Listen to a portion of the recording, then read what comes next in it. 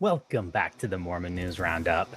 In today's episode, we're diving into a fascinating topic, the top 10 most powerful ex-Mormons in the world. These individuals have not only left the LDS Church, but have made significant impacts in various fields, from activism to politics to entertainment to social media. Join us as we explore the stories of remarkable figures like Delin, who founded the Mormon Stories podcast, and Jacinda Ardern, the former Prime Minister of New Zealand who has spoken openly about her faith transition. We'll also highlight influential voices like Dustin Lance Black, known for his work on LGBTQ+ rights, and Jeff Green, the billionaire CEO of The Trade Desk. We'll unpack how these ex-Mormons are shaping conversations about faith, identity, and social justice. Whether you're a member of the church, an ex-Mormon, or just curious about these powerhouses, you won't want to miss this deep dive into their journeys and contributions. Let's get started. Welcome to the Mormon News Roundup, your go-to source for the latest headlines and critical analysis on all things LDS. Breaking news. Join D-Vay's Mormon News Roundup. That's talent on loan from Kolob every Sunday and Monday night. We will uncover the truth behind the news that matters most to the Mormon community. Your powers are so powerful.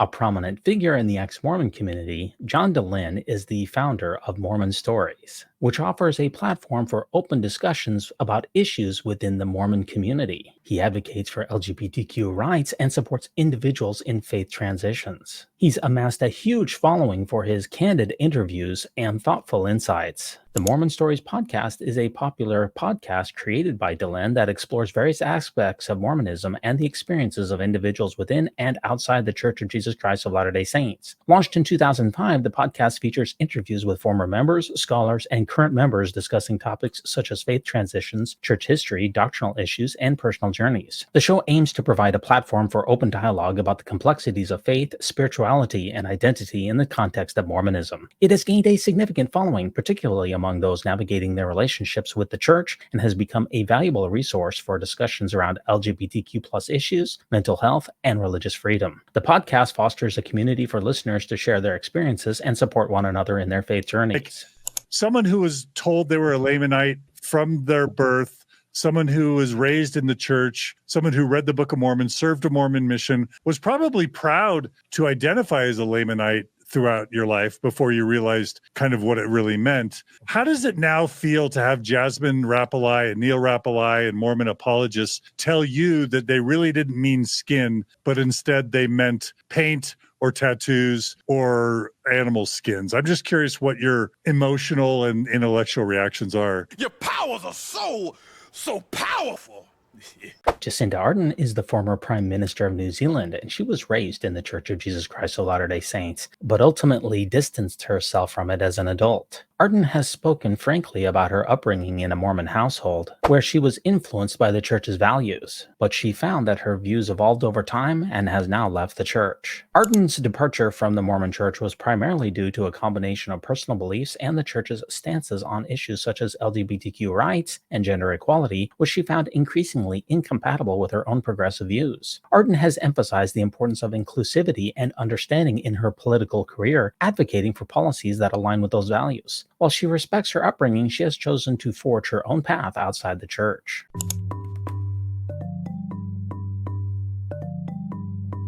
So this is the Beehive at New Zealand's Parliament, where for the past nearly 6 years, Jacinda Ardern has resided as Prime Minister of the country.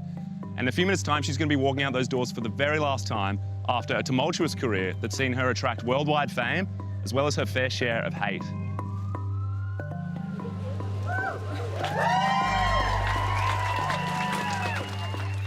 Prime Minister Jacinda Ardern stepped down almost 9 months before she would have been up for re-election, and her final exit was made with the warmth and kindness she swore to bring to office in the first place, something her senior ministers say she's delivered on.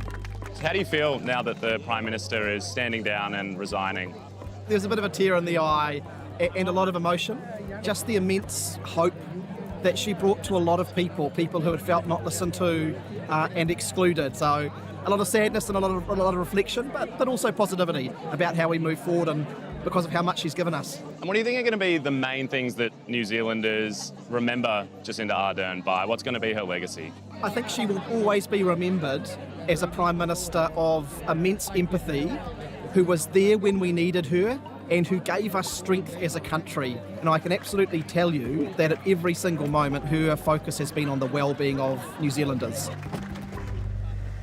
Your powers are so powerful. Dustin Lance Black is an acclaimed screenwriter and director known for his works on films and projects that explore social issues, including LGBTQ rights. He was involved in the Hulu adaptation of John Krakauer's book Under the Banner of Heaven, which examines the intersections of faith and violence within the context of Mormon fundamentalism. Black wrote the screenplay for the FX miniseries adaptation, which debuted in 2022. The series follows a double murder committed by members of a fundamentalist sect of the LDS Church and delves into the complexities of belief, culture, and morality. Through his involvement, Black aimed to shed light on the darker aspects of religious extremism, while also portraying the struggles faced by those within the faith. His personal background as an ex-Mormon influences his perspective, allowing him to approach the material with both sensitivity and critical insight. The series has garnered attention for its thought-provoking themes and strong performances. I was born into a Mormon home and raised in a devout Mormon home. So it started well before the property, which came out around 20 years ago. As a kid, really, I started wondering why my mother was treated so differently in this faith that I will be frank, I really cared for. It felt like home. It's all I knew. And those questions about why my mother was treated differently, why the church did not intervene when violence entered our home, why they seemed to place the blame at her feet. Those questions ate away at me because I wasn't allowed to ask them. And that in Mormonism, you were supposed to doubt your doubts, put those questions on a shelf. And I was obedient. I did that. I would leave the church with my mom when I was a teenager. And I tried to just put it out of mind. And then when Under the Banner of Heaven came out almost 20 years ago now, I, of course, started hearing about it from my family. Some who were angry about it, some who said, you need to read this. And I did. And it answered a lot of those questions. It answered questions I didn't know to ask. It was like a lightning strike from me, opening my eyes to this world that I was born into and that really formed me. Your powers are so powerful. Jeff Green is the founder and CEO of Trade Desk, a prominent digital advertising technology company. Under Green's leadership, the Trade Desk has become a major player in programmatic advertising, enabling businesses to optimize their ad spending. Green is recognized for his entrepreneurial spirit and has significantly impacted the advertising industry. As one of the 10 most powerful ex-Mormons in the world, Jeff Green's net worth is estimated to be in the billions, reflecting the success of the Trade Desk in the public market and its growth in the tech sector. Green was raised in the Church of Jesus Christ of Latter-day Saints, but has been open about his departure from the faith. His reasons for leaving include a desire for more personal freedom and a belief in the importance of questioning authority and doctrine. He has expressed concerns about some of the church's teachings and practices, particularly regarding issues of transparency and inclusivity. Green's experiences within the church have influenced his worldview, particularly in relation to business ethics and social responsibility. In a world where wealth can often equate to power, one billionaire made a decision that shook his community to its core. Jeff T. Green, a billionaire hailing from the state of Utah, was once a member of the Church of Jesus Christ of Latter-day Saints. Known for his successful ventures and formidable net worth of over $5 billion, Green was not just a man of affluence, but also a man of faith. However, when faced with a church that stood in opposition to progressive social issues, Green made a decision that was as bold as it was unexpected. Citing the church's lack of transparency and its stance against the progression of society, he decided to resign. His resignation wasn't a quiet affair. It was announced publicly, causing a ripple effect that reverberated far beyond the confines of his community. His decision, made public, ignited conversations and debates, but this was just the beginning. Jeff T. Green's decision to leave the church was just the first part of his bold move. Following his departure, he made a generous donation of $600,000 to an LGBTQ group, a statement that resonated loudly within the community and beyond. This act wasn't merely a donation, but a beacon of support for those marginalized by mainstream institutions. Green's decision to donate didn't come out of the blue. He had been vocal about his criticism of the church's wealth, challenging the lack of transparency around its use. With an estimated net worth of over $5 billion, Green chose to utilize his fortune in a way that aligned with his personal values. He believed his wealth could make a significant difference, especially when directed towards causes he felt passionate about. His generous contribution to the LGBTQ community wasn't just financial support, it was an affirmation of their rights, a stand against discrimination, and a call for acceptance and understanding. The $600,000 was more than a donation. It was a symbol of change, a signal for progress, and a testament to the power of personal conviction. This act of generosity sent a clear message about his stance on social issues and the use of wealth. Green's decision and donation have sparked a significant reaction, and there are several key points to consider. Firstly, his departure from the Church of Jesus Christ of Latter-day Saints sends a strong message about his personal beliefs. He has been vocal about his opposition to the Church's stance on progressive social issues, expressing his disagreement with its policies and actions. Secondly, Green's criticism of the Church's use of wealth highlights a broader debate about transparency and the ethical use of funds within religious organizations. By leaving the Church and publicly expressing his concerns, he's brought this issue into the spotlight. Finally, Jeff T. Green's generous donation to an LGBTQ group is a testament to his commitment to support the causes he believes in. His donation, made in the wake of his departure from the Church, is a clear statement of his values and priorities. This act of generosity, coupled with his stance on social issues, has allowed Green to use his considerable wealth and influence in a manner that aligns with his personal beliefs. In light of these events, it's clear that Jeff T. Green has used his wealth and influence to make a statement about what he believes in, potentially inspiring others to do the same. Your powers are so powerful.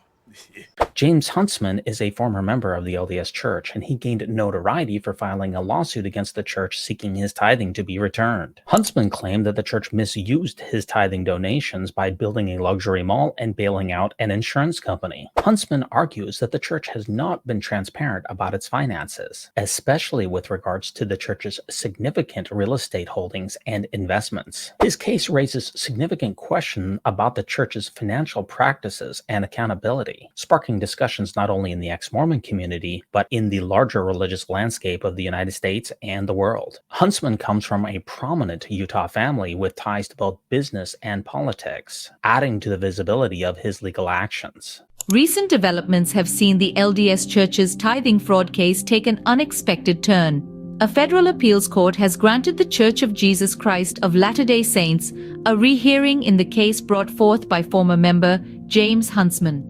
This decision by the court brings a new dynamic to the ongoing dispute. The 9th U.S. Circuit Court of Appeals is set to conduct fresh oral arguments in June.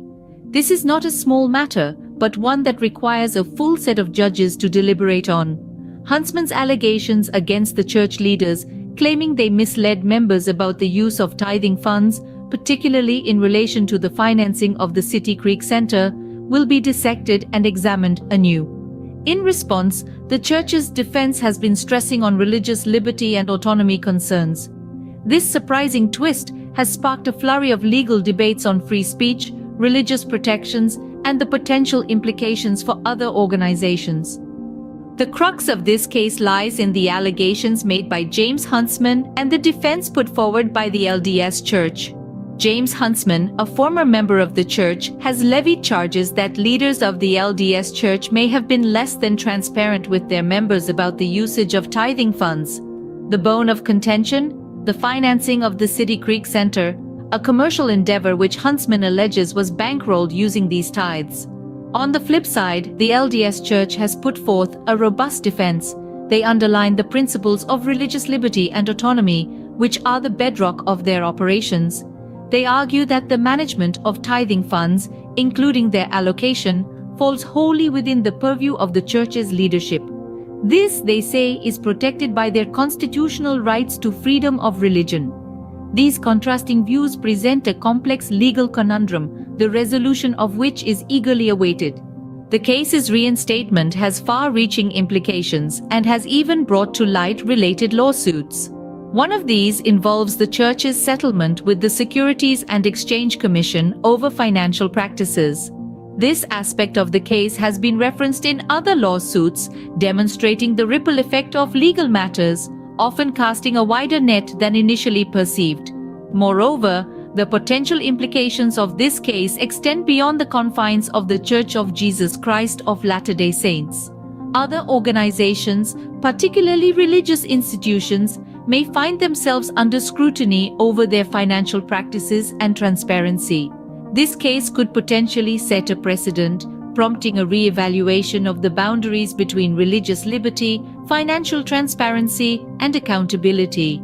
Furthermore, the issues at hand are not just legal but also ethical and moral, provoking a broader conversation about the stewardship of funds within religious communities. The intersection of faith and finance is a complex one, and this case brings that complexity to the fore. As we await the court's decision, this case will undoubtedly continue to stir conversations and debates in legal, religious, and public spheres. Your powers are so powerful. Aaron Ra, formerly known as Aaron Nelson, is a prominent atheist activist, educator, and content creator. He's best known for hosting the Raw Men podcast and for his work in various secular organizations, including serving on the board of directors for the American Atheists. Ra formerly held the title of president of the Atheist Alliance of America. Aaron is recognized for his outspoken criticism of religion, particularly organized Christianity, and he often discusses topics related to science, evolution, and skepticism. Through his YouTube channel and public speaking engagements, Ra promotes critical thinking and advocates for the importance of evidence-based beliefs. His efforts in the atheist community have made him a prominent figure in discussions about secularism and the separation of church and state. In 1826, a 20-year-old grifter named Joseph Smith was arrested in Bainbridge, New York, on charges of being a disorderly person and an imposter, what we today would call a fraud. Court records referred to Smith as a glass looker because he was hired by a wealthy businessman named Josiah Stowell to act as a sort of treasure digger, specifically a psychic seer who would locate treasure by the gift and power of God. However, finding hidden treasures using supernatural devices like divining rods or seer stones has the same record of consistent failure as does faith healing. So Smith never actually found any treasure. Stowell's nephew recognized that Joseph Smith was defrauding his uncle and filed a legal complaint. There's an old adage that it is easier to lie to someone than to convince them that they've been lied to. Your powers are so powerful. Alysa Granfield is a public figure and mental health advocate known for her work in supporting individuals through faith transitions, particularly those leaving the LDS Church. She has 300,000 followers on TikTok and almost as many on YouTube. She has authored the book How to Leave the Mormon Church, an Ex-Mormon's Guide to Rebuilding After Religion that provides guidance on the process of leaving the church, addressing the emotional and psychological challenges that often accompany such a significant life change. In her writing, Granfield offers practical advice, insights, and encouragement for those seeking to reclaim their identities and find a sense of belonging outside of their former faith. Through her book and other platforms, she aims to create a supportive community for those on their journey toward personal empowerment and healing. It really encapsulates what it means to leave the church for someone who just was your average run-of-the-mill temple attending, got married pretty young, going through a faith transition in their 20s and 30s type of person. And that's how I was. I wrote this from my experience, but also to the type of reader that is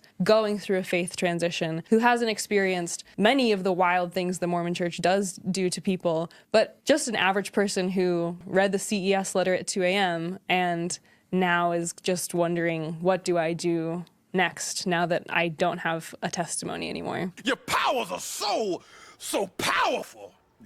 Lindsey Hansen Park is a prominent figure in the ex-Mormon community and a vocal advocate for progressive Mormon values, feminism, and women's rights. Hansen Park is well known for her work as a podcaster, speaker, and author, including her podcast, A Year of Polygamy, which explores the intersections of faith, feminism, and social justice within the context of the LDS Church. Ms. Hansen Park is also the executive director of Sunstone. Technically speaking, I believe that she is still a member of record of the LDS Church, but she identifies or affiliates with the ex-Mormon community. Park has been an outspoken critic of various church practices, especially regarding gender equity and LGBTQ+ issues. She's also consulted with a number of high-budget cinematic endeavors, including the Hulu series Under the Banner of Heaven. Through Hansen Park's work, she aims to create a supportive community for those navigating their beliefs and identities. Yeah, my name is Lindsey Hansen Park, and I am the executive director of the Sunstone Education Foundation. And I also have a really popular Mormon podcast called Year of Polygamy. And I also do what's becoming a really popular new podcast, the Sunstone Mormon History podcast.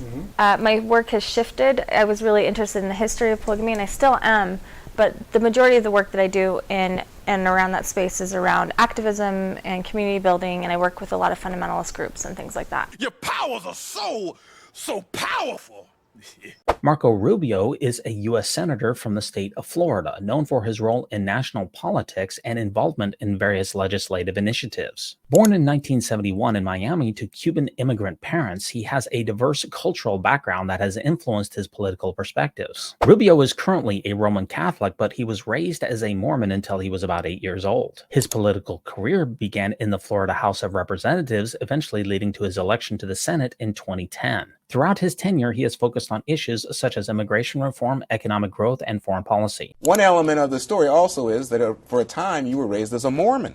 I think most people didn't know this. How many Latino Mormons do we have in America? I don't know the answer to that. I was 8 years old, and obviously when you're 8 years old, you do what your parents tell you to do, which is, by the way, one of the reasons behind the DREAM Act, right? And behind the concept of the DREAM Act, when you're 8 years old, you go where your parents take you. Right. Our parents took us from Miami to Las Vegas and back, and it's not something we hide from. I mean, it's not, the bottom line is it was an episode in our life when I was very young, and we've not, you know, it'll be more fully discussed in the book. You have to buy the book. I have to buy the book. But you are not a Mormon now. No. Your powers are so powerful. David Archuleta is known as a remarkable vocal talent, and he was the runner-up of the 2008 American Idol competition. He has been open about his journey of faith, including a recent departure from the Mormon Church. In recent years, Archuleta has publicly discussed his struggles with the church's teachings and his personal beliefs, leading to a period of reevaluation regarding his membership. In 2021, Archuleta revealed that he no longer identifies strictly with the Mormon faith, expressing a desire to embrace a more inclusive spiritual path. Grew up Church of Jesus Christ of Latter-day Saints, aka Mormons, and for them, everything is about marriage, about being able to marry someone and procreate, essentially, because then that's the closest you can become like God, creating life. And so I tried everything I could. I almost got married several times, and and they would always say, like, why are you so cold? Like, did I do something wrong? And I just, no matter how hard I tried, I couldn't desire them the way that they wanted to, the way they deserved, really. And so I was wondering, did I do something wrong? And so it's been very interesting learning how to separate yourself from, like, this is what I was taught, this is the most important thing you do, this is all that matters, and not be able to fit that mold. But I have been learning how to love myself, and it's been... That's the important thing. David Archuleta has identified himself as a member of the LGBTQ community. Embracing his true identity has put him at odds with Orthodox Mormon teachings. His departure from the Mormon Church has sparked conversations about faith, identity, and the complexities of navigating personal beliefs within organized religion. Your powers are so powerful. And that's the top 10 most powerful ex-Mormons in the world. How about a couple of honorable mentions? Lexi George is a content creator and social media influencer who focuses on issues related to Mormonism and mental health. Her TikToks and social media platform videos are the most viewed ex-Mormon content in the world. When I was 21, I was curious and wanted to try it regardless.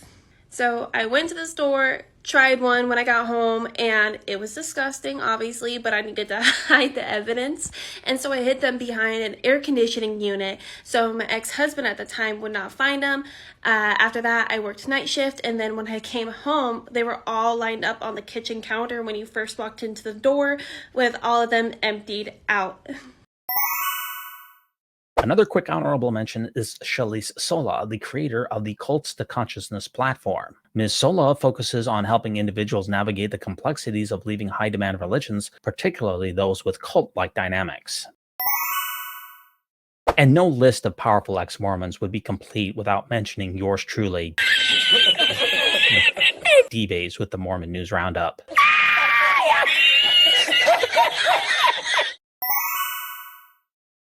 Thanks so much for joining us on this enlightening journey through the lives of the top 10 most powerful ex-Mormons in the world. Each of these remarkable individuals has carved out a unique path, influencing discussions around faith, identity, and social justice in profound ways. From John Delin's courageous advocacy for LGBTQ+ rights to Jacinda Ardern's commitment to progressive values in politics, we've seen how leaving the church can lead to powerful transformations, not just for themselves, but for countless others. Dustin Lance Black's cinematic storytelling shines a light on critical issues, while Jeff Green's entrepreneurial success challenges traditional narratives around faith and business. The stories of James Huntsman, Aaron Raw, Alysa Granfield, and Lindsey Hansen Park remind us of the importance of transparency and support in faith transitions. These are not just voices of dissent, but advocates for change, championing the rights and well-beings of those who navigate similar paths. And let's not forget the influence of figures like Marco Rubio and David Archuleta, who demonstrate that the impact of one's upbringing can shape public life in unexpected ways. And our honorable mentions, Lexi George and Shalise Sola, further illustrate the community's evolving discourse around mental health and personal development. As we reflect on the top 10 most powerful ex-Mormons in the world, it's clear that they're not just changing conversations, they're inspiring new narratives and fostering inclusivity. Whether you're an ex-Mormon, an ally, or simply curious about these journeys, we hope that today's episode has offered insights and inspiration. And of course, let me know if I got this list right. Did I leave someone off? Be sure to let me know in the comments below. And don't forget to like and subscribe to the Mormon News Roundup for more discussions just like this. Be sure to join us next time for another discussion of faith and identity around Mormonism. Always think celestial, and remember, no unhallowed hand can stop this podcast from progressing.